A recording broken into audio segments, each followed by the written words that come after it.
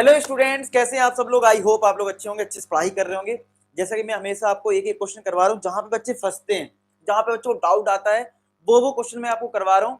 जैसे कि एक क्वेश्चन ये भी एनसीईआरटी एग्जाम्पल में भी दे रखा है और सीबीएसई में आया भी है। तो जैसे आपको लिख रहा है 0 से 3/2 मॉड के अंदर है एक्स साइन पाई एक्स। ठीक है, तो इसको कैसे डील करते हैं। तो पहले तो मॉड का जो बेसिक कॉन्सेप्ट है। अच्छा, एक चीज मैं और बता दूं, मैंने आपके लिए एक सीक्रेट फोल्डर बना दिया क्लास 12 का, जिसमें आपको चैप्टर वाइज फॉर्मूला बुकलेट मिल जाएगा, मार्क्स बूस्टर एक असाइनमेंट है वो मिल जाएगा, एनसीईआरटी इंपॉर्टेंट क्वेश्चन, मान लो आपने पूरे चैप्टर कर लिया, अब जल्दी में रिवाइज करना है तो यहाँ से कर सकते हो। एनसीईआरटी सॉल्यूशन का फोल्डर बना दिया है और यहाँ पे आपके लिए वन शॉट जो वीडियोस हैं वो भी आपके लिए अवेलेबल है। आप तो आराम से एक्सेस कर सकते हो, बढ़िया से पढ़ाई कर सकते हो।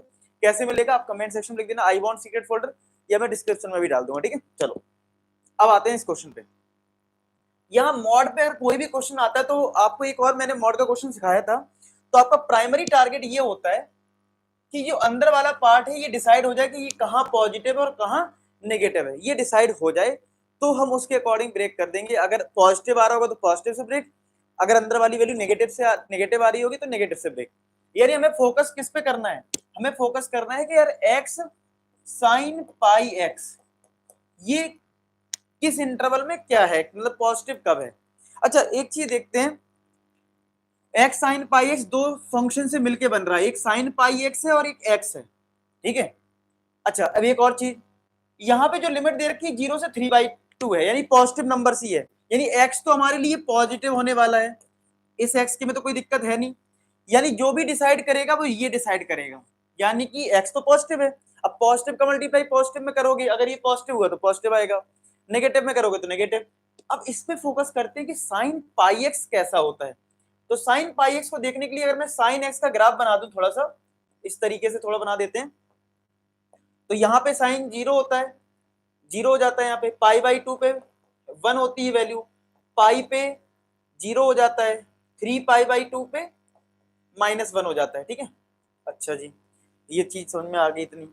अब देखो, अगर मैं x की वैल्यू यहाँ पे 0 रखता हूं, 0 और x की अगर 1 रखता हूं तो 1 मतलब साइन पाई पे क्या आएगा 0।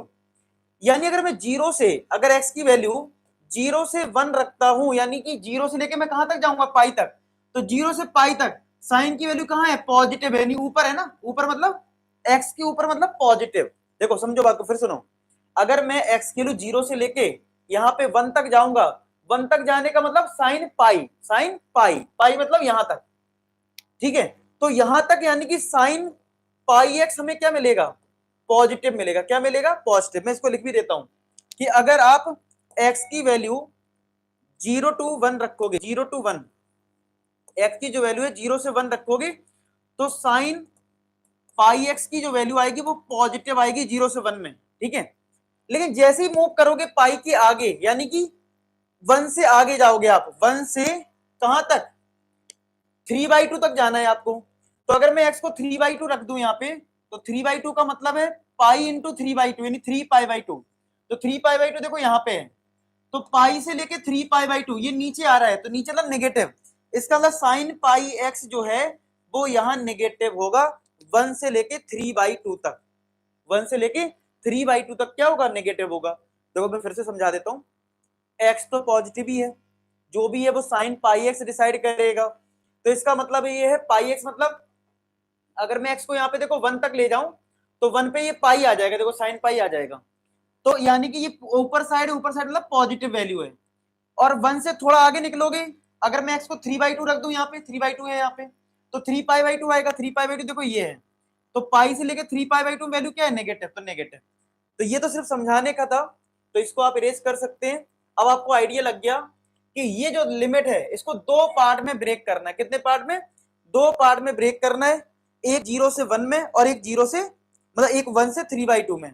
0 से 1 में पॉजिटिव है और 0 से 1 से 3/2 में नेगेटिव है। तो आई होप ये चीज क्लियर हो गई होगी। तो अब मैं, आप देखोगे एनसीईआरटी बुक में या कहीं भी, तो डायरेक्ट लिखा होगा क्या कि एक इंटरवल ले लिया 0 से 1, पॉजिटिव से ब्रेक कर दिया, ठीक है, और एक ले लिया यहाँ पे 1 से 3/2 और वहां पे ये नेगेटिव से ब्रेक कर दिया। समझ में आई बात।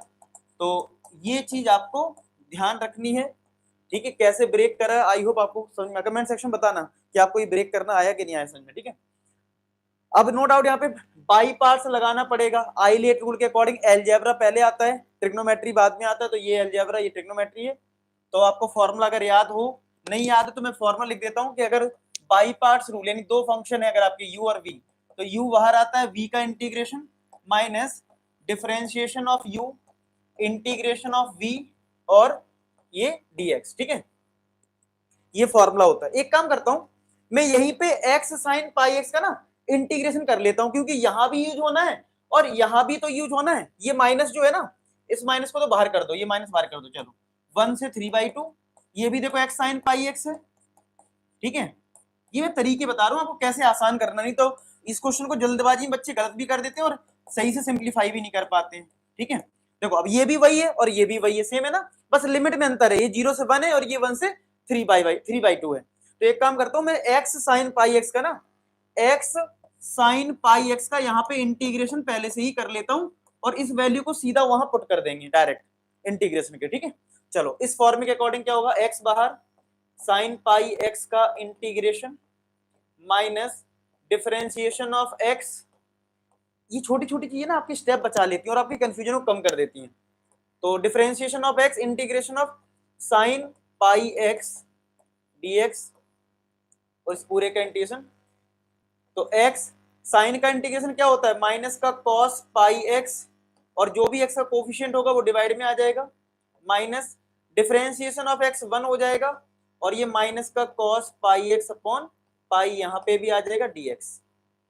तो ये माइनस तो बाहर कर दिया, तो माइनस का x cos pi x upon पाई, ये माइनस और ये माइनस क्या हो जाएगा, प्लस हो जाएगा। और cos का इंटीग्रेशन क्या होता है, sin पाई x आएगा, अपॉन में एक और पाई आएगा, क्योंकि जो x का कोफिशिएंट होता है डिवाइड में आता है और एक पाई पहले से है, तो ये फाइनली आ जाएगा sin पाई x अपॉन पाई स्क्वायर, क्योंकि एक पहले से है और एक और पाई आएगा। तो फाइनली तुम्हारा ये रिजल्ट आ गया। तो इस रिजल्ट को हम यहाँ पे कॉपी कर देते हैं इधर, ठीक है।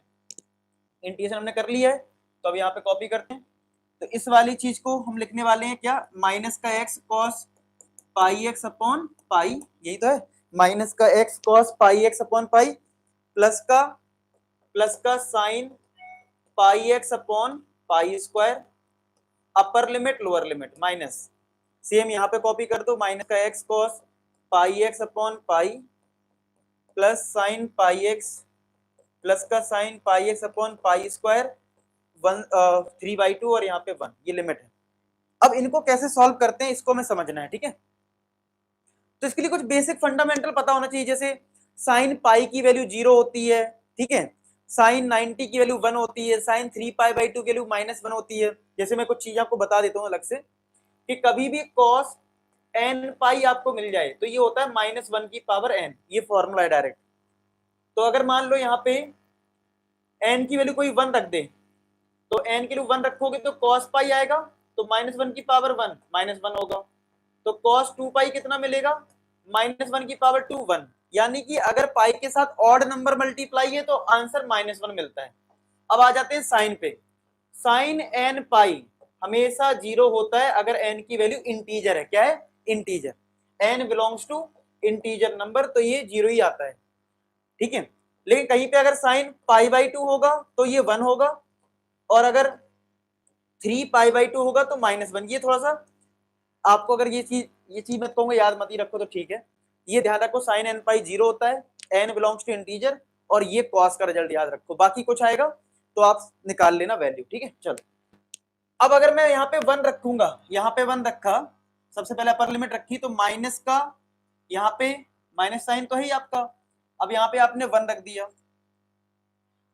और यहाँ पे 1 रखा तो ये कॉस पाई आ गया, ठीक है, अपॉन पाई, चलो इतना आया।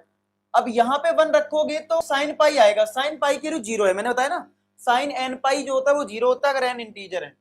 तो भैया इसको सॉल्व करने की जरूरत ही नहीं है, ये तुम्हारा अपर पार्ट आ गया। अब माइनस क्या होता है, लोअर पार्ट, अगर 0 पुट करोगे तो 0 यहाँ रखोगे, 0 यहाँ रखोगे, साइन 0 0, तो पूरा ओवरऑल 0 आएगा, ज्यादा कॉम्प्लेक्स बनाने की जरूरत नहीं है, सीधा 0 लिखो, कोई दिक्कत नहीं है, ठीक है। सिमिलर अब इधर आ जाओ, माइनस लगाओ बाहर ब्रैकेट, पहले रखते हैं यहाँ पे 3π/2, ठीक है। अगर आप यहाँ पे 3π/2 रखोगे x की वैल्यू, ठीक है। तो cos 3π/2 जीरो होता है, cos 3π/2 जीरो होता है, ठीक है। अब आप कहोगे सर हमें कैसे पता लगेगा, तो भैया निकाल लो वैल्यू, 3π/2 मतलब होता है cos 270। अब cos 270 की वैल्यू निकाल लो, जीरो आएगी, करके देख लेना। तो ये पार्ट तो हो गया जीरो। अब इस पे आते हैं, यहाँ पे 3π/2 रखोगे तो sin 3π/2 की वैल्यू निकाल लेना, sin 270 की वैल्यू -1 होती है, ये आप निकाल के देख लेना जो आपने 11th क्लास में सीखा है। तो ये हो गया -1 और नीचे है पाई स्क्वायर, ये तो हुआ अपर लिमिट। अब आते हैं लोअर लिमिट पे। तो जब आपने 1 रखा तो ऐसे ही आपको करना होता है कि जो टर्म्स जीरो वाले हैं उनको आप पहले माइनस में ही सॉल्व कर लो। तो अब मैंने 1 पुट करा, माइनस बीच में लगता है लोअर लिमिट रखते टाइम। तो जब आप 1 रखोगे तो यहाँ पे -1 और ये आएगा cos पाई अपॉन पाई, और लोअर यहाँ पे रखोगे ना 1 तो sin पाई आएगा, sin पाई जीरो होता है। तो फाइनली इतना रिजल्ट आ गया। तो आप लोग थोड़ा टाइम लेके वीडियो को पॉज कर दो, चेक करो जो वैल्यूज मैंने बोली हैं, और जहां जीरो हो रहा है उसको लिखने की जरूरत नहीं है, मतलब खराब मत करो मतलब इस चीज को, ठीक है। cos पाई के लिए मैंने पीछे बताइए -1 है, तो -1 इंटू -1 अपॉन पाई, ये तो जीरो ही है, माइनस बाहर है, ये माइनस का 1/पाई स्क्वायर, ये माइनस है ही आपका cos पाई की वैल्यू -1 है अपॉन पाई, अपॉन पाई। तो देखो कितना आ गया यहाँ से, ये हो गया 1/पाई माइनस माइनस का 1/पाई स्क्वायर, माइनस माइनस 1 प्लस हो जाएगा, ये बाहर माइनस है ही तुम्हारा, तो 1/पाई माइनस माइनस प्लस का 1/पाई स्क्वायर प्लस का 1/पाई, तो ये दोनों ऐड हो जाएंगे तो 2/पाई प्लस का 1/पाई स्क्वायर। तो ये आपका आंसर हो गया 2/पाई प्लस का 1/पाई स्क्वायर। तो आई होप आपको ये क्वेश्चन समझ में आ गया होगा, ठीक है। अगर ये क्वेश्चन समझ में आया, ठीक है, दोबारा वीडियो को देख लो और कहीं दिक्कत आई है, अगर आप समझ में आ गया तो वीडियो को लाइक जरूर कर देना। आपके सपोर्ट से मुझे अच्छा लगता है, तो और आपको ऐसी वीडियो बनाने, ठीक है। तो मिलते हैं नेक्स्ट में, तब तक अपना ख्याल रखें, बाय बाय टू। और लास्ट में एक ही बात बोलूंगा कि आप सभी सफल हो, धन्यवाद।